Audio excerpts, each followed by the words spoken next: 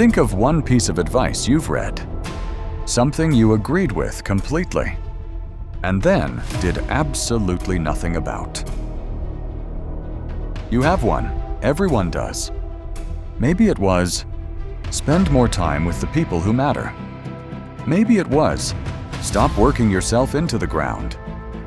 You read it, you nod it, and then nothing changed.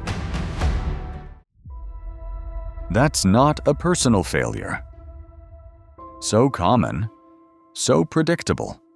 Researchers gave it its own name decades ago.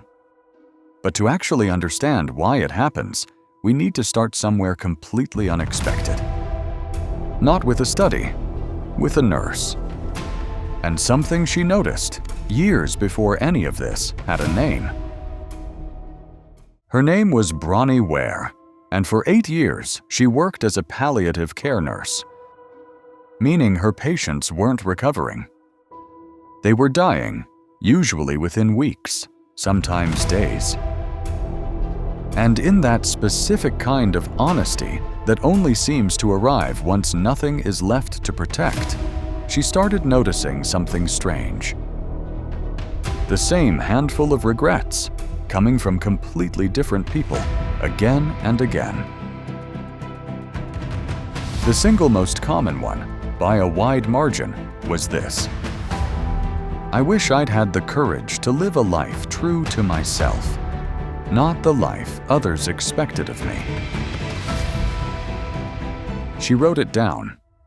Then, in 2009, she turned it into a short blog post. What happened next surprised even her. It was read by 8 million people, translated into dozens of languages, eventually turned into a book that sold over 1 million copies. So here's the actual mystery in all of this. And it has nothing to do with dying at all. 8 million people got, in plain, simple language, exactly what they'd regret if nothing changed. Not a vague hint, not a riddle to decode. The actual answer, spelled out, sitting right there in front of them. Someone is still staying late at a job they don't love, telling themselves it's temporary.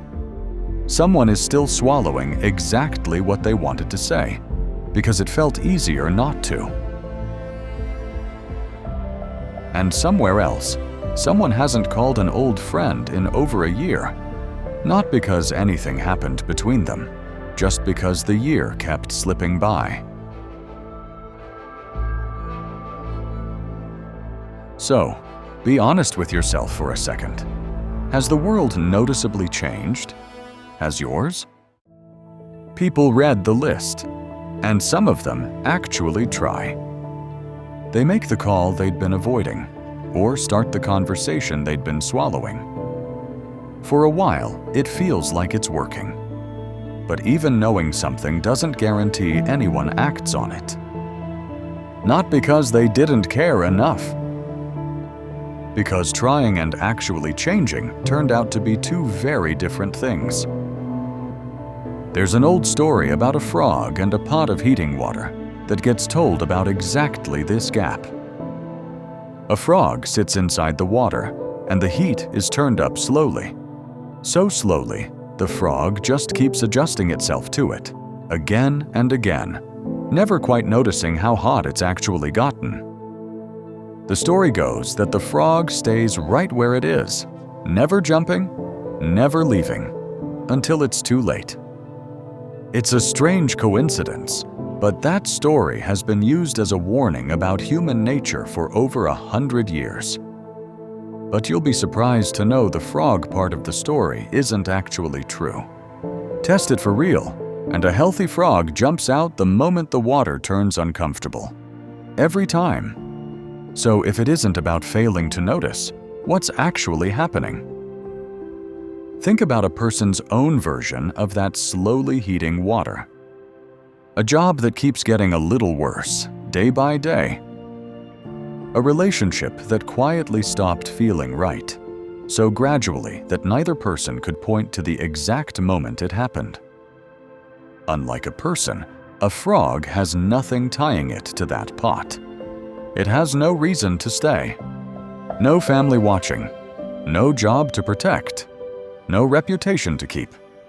No civilization behind it, quietly deciding what a reasonable frog is supposed to tolerate. It just has the pain and the exit, so it takes the exit. A person in that same situation has all of it. The people watching, the story they're supposed to be living, the version of themselves everyone else expects to see. So the danger was never really the water. It was everything standing behind the person, quietly asking them to stay. That's why so many people stay exactly where they are. But it still doesn't explain why the regret, once it finally arrives, hits as hard as it does. The regret people keep naming as they die isn't really about a job or a house or a specific choice gone wrong. It's about the life they never tried. And there's a real reason that particular kind of regret wins out over everything else. A choice you actually made has an ending.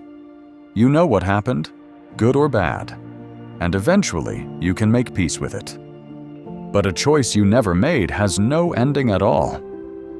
It just keeps getting better forever in your head because nothing ever tested it against reality. And here's the part that actually makes it hurt. That version of your life isn't available to try anymore. The moment for it has already passed.